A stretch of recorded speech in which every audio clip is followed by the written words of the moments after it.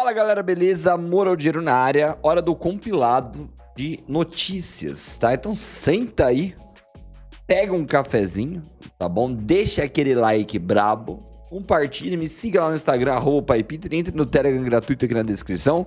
E claro, se quiser virar membro do canal, está muito bem convidado, assim como assinar a plataforma de Day Trading. Pegamos um tradezinho bacana hoje no índice, vou falar um pouquinho sobre ele lá no pós-mercado hoje, tá?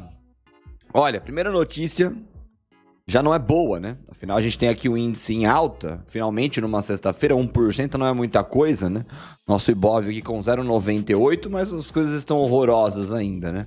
Não temos uma reação suficiente aqui no mercado ainda. Estamos numa baixa extrema ainda, tá? Ibov tá com quanto de pontuação? 104.340, né? Fraquíssimo, né? Então, bye bye Brasil. Gringos desistem da bolsa e vendem ações em fevereiro. Veja quanto sacaram. Eu acho que é um título um pouco agressivo até demais, né? Falar que desistiram da bolsa brasileira, né? E o que a gente teve foi uma fuga de capital, tanto estrangeira quanto no brasileira também, né? Em meio a briga entre executivo e Banco Central e esse papo de juros, a gente sabe muito bem que canetada na Selic acarretará em problemas absurdos para a economia, né? E eles continuam insistindo nessa ideia. O mercado vendo isso vai pulando fora, tá? Então, olha, o que eles falam é o seguinte: os investidores estrangeiros se despediram da Bolsa Brasileira em pleno mês de carnaval. O saldo de capital externo na B3 encerrou o mês passado negativo em 1,68 bi. As saídas de recursos externos da B3 começaram ainda antes da folia, ultrapassando 3,5 bilhões de reais. Bastante coisa, tá? Mas os gringos voltaram de ressaca e as vendas de ações listadas no mercado secundário, né, tiveram continuidade, superando 4 bi em apenas 3 dias. Ainda assim, os saques feitos em fevereiro foram insuficientes para anular o saldo positivo no acumulado do ano. Afinal, os estrangeiros iniciaram 2023 com um apetite elevado por risco. Ou seja, peraí então, como é que nós estamos negativos se a gente teve uma injeção de capital que está positiva no saldo do ano, tá? E aí sim, nós temos que apelar para a noção de mercado, né? Para um ativo cair, basta não ter uma defesa de compra, tá bom? Então dá para argumentar, né? E lógico que é um argumentar aqui que nós nunca teremos uma resposta, né?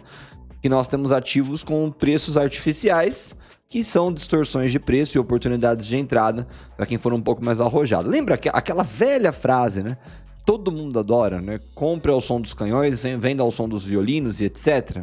Fica óbvio que tá difícil ouvir o violino, né? Por enquanto é só canhão aí. E até quando nós ouvimos algum tipo de violino, a gente tá tão barato na bolsa que a gente pensa que é canhão ainda, tá bom? Mas o que eu queria mostrar aqui com essa notícia aqui primeiro, né? É que nós temos uma bolsa extremamente barata, tá?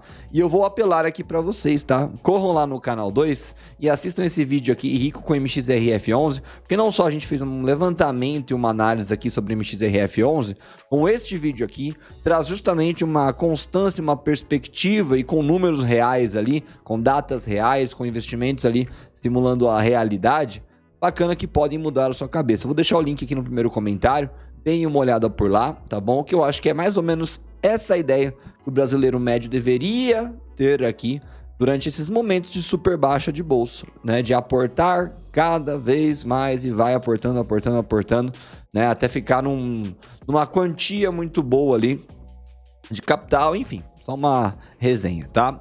Olha lá, o Oidizawa 15% após novo acordo com credores, né? Uma matéria rápida, obviamente, para pegar cliques, tá? A gente já falou sobre esse novo acordo no vídeo agora pela manhã, tá bom? E a companhia acredita que a proposta de reestruturação irá melhorar de forma abrangente seu balanço patrimonial e proporcionar valor a longo prazo, falou a própria empresa. E aí eles pegaram a opinião da Genial, né? Esses veículos de mídia adoram pegar opiniões, né? Está em situação econômico-financeira desafiadora, com essa dívida total. Eles colocam que mesmo após vender seus principais ativos, capazes de gerar caixa, o que é uma mentira. A Oi ainda consegue gerar caixa, tá? Para a corretora, o endividamento, dado o esforço da companhia, faz os analistas manterem um olhar mais pessimista para o papel, tá? Aí, galera, é muito simples, né? Eu vejo, quando eu lanço um vídeo de Oi, que ainda são vídeos que dão bastante view e etc, tá? Além de ser um case legal de acompanhar, a gente junta o útil ao agradável, mas eu vejo que até as pessoas que são contra o ativo ou que já venderam, já pularam fora, continuam consumindo esse conteúdo e emitindo opiniões infinitas, tá? Galera, a dica que eu dou é invista bem o seu tempo, tá? Se você não está mais em Oi ou não acredita mais em Oi, pare de consumir conteúdos de Oi. Não clique quando você ver Oi no título, alguma coisa.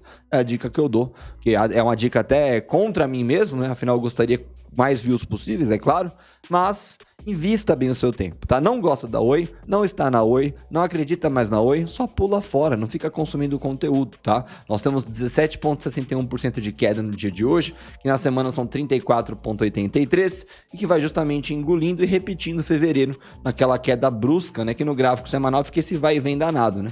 Gráfico diário também, né? A Oi tem se movido a eternas pancadas, né? E aí a gente começa a sonhar aqui com uma linha de tendência de alta do diário, e se o ativo parar por aqui, talvez ela se concretize. Nós enxerguemos aqui talvez uma retomada, né? Nós estamos aqui em momentos de lateralização bem abrangente para uma Oi, essa é a real, para quem tem uma visão um pouquinho mais macro, tá?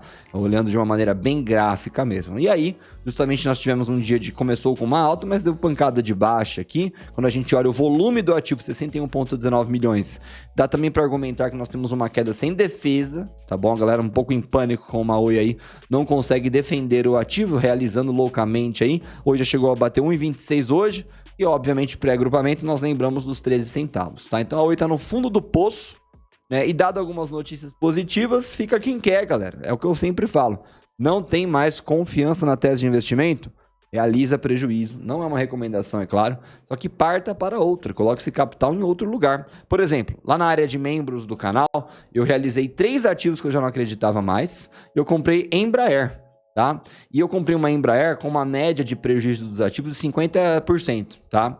Nós temos aqui uma alta de 27%, matemática básica, para você recuperar um prejuízo de 50%, você precisa de 100% de ganho, e olha lá, a Embraer está subindo, enquanto todos os ativos que eu vendi para comprar a Embraer continuaram caindo, tá bom? Então, a partir de 100% de lucro aqui, que eu realizei prejuízo, eu tô no 0 a 0 e segue o fio. O Embraer continua subindo, dando sinais de subida, armou uma tendência de subida, tá? Tá subindo muito bem hoje, apesar de entregar um pouco a paçoca, né? Que chegou a bater aqui os seus 4%, agora 2,19%.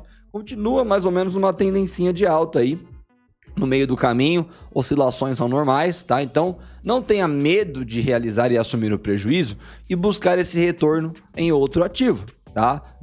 Não tente buscar o prejuízo, né? Mas lembre-se do seu prejuízo, afinal você vai utilizar isso para apuração da contabilidade, tá? E de novo, assista o vídeo do primeiro comentário da MXRF11, que a gente fala bastante sobre isso, beleza? Então fica aqui minhas palavras sobre Oi.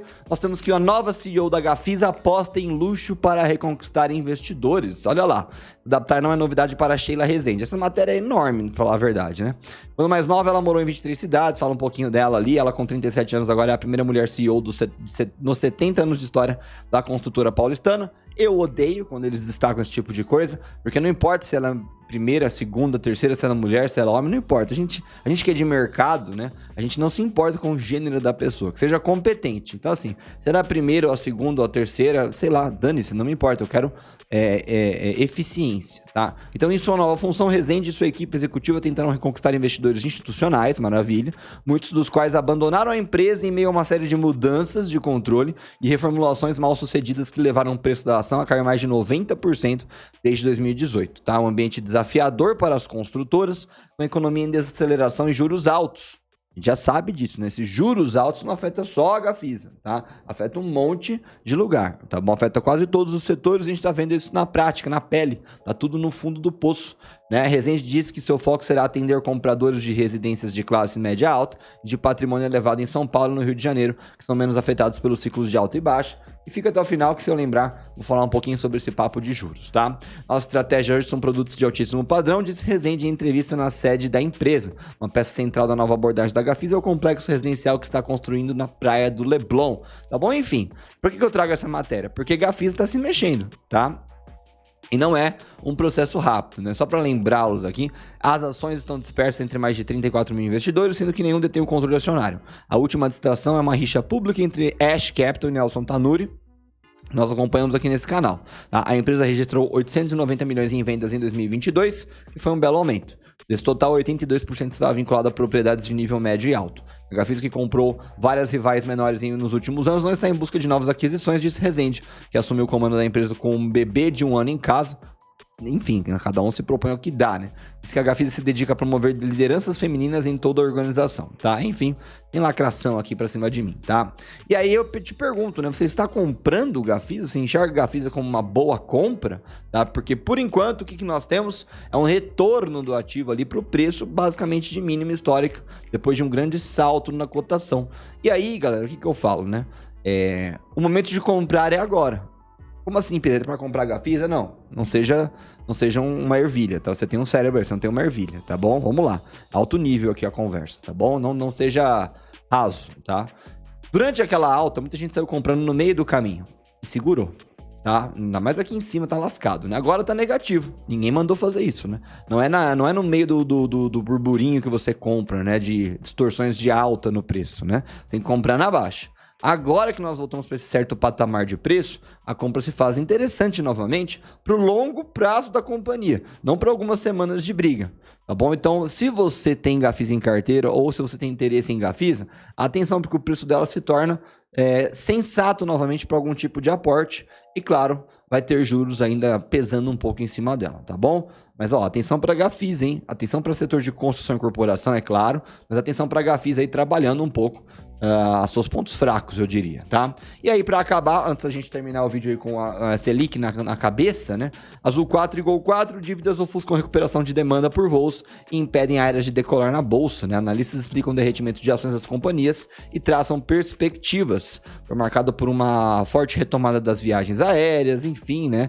E aí, a analista do setor de transportes da BB Investimento avalia que as companhias aéreas brasileiras, em termos operacionais, estão vivendo um bom momento, né? As viagens a lazer se recuperaram primeiro e agora vemos a demanda de viagens corporativas e internacionais, que tem yield maior, indo pelo mesmo caminho. Segundo a Abracorp, o segmento faturou um 11,2 bi em 2022, número somente 1,6% menor ao registrado em 2019. Mais de 2/3 dessa receita vem de viagens aéreas, né?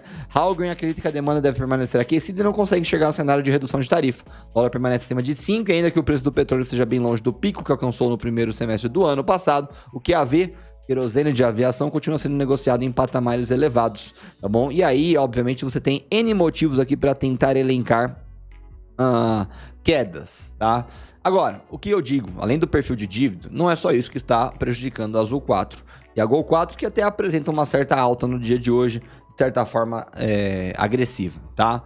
O que eu digo é o seguinte: para quem acompanha noticiário e não tem fanatismo político, como eu sempre falo, falei ontem no fechamento diário, nós temos uma briga entre Executivo e Banco Central, meta de inflação e políticas econômicas desse novo governo, tá bom? O que nós tínhamos no meio ali do ano passado, né? Certas perspectivas de baixa da Selic em junho deste ano, né? De maneira até arrojada, pensávamos, né? Numa Selic ali de repente 10% no final de 2023. O cenário mudou, né? Já tem notícia falando de Selic a 12,75% no final de 2023. Selic alta, renda variável fica em baixa, tá? É resuminho isso. Selic em queda, renda variável ganha demanda. Mas com as projeções da Selic não melhorando e sim piorando, né? Já estão até falando de talvez um novo aumento da Selic, porque a inflação não se controlará em meio a brigas e políticas econômicas furadas, por exemplo. Nós estamos provavelmente, então, enxergando uma precificação dessas projeções, que é isso que o mercado faz, galera. O mercado, ele precifica projeções, ele se antecipa. Por isso que eu sempre falei aqui no canal, sempre defendi: compre as ações na baixa, claro, de maneira responsável, claro, sempre olhando ali o cenário de cada ativo, de cada ação, mas compre na baixa, porque depois não adianta. Depois você vai comprar topo. Muita gente comprou topo em 2020 e 2021, por exemplo, tá? Grandes topos, né? Claro que nós, na perspectiva atual, estamos percebendo que dá uma sensação de que nós ainda estamos comprando alguns topos. Mas por que isso? Porque o mercado está precificando desastres da Selic, né? Pessimismo em cima do mercado.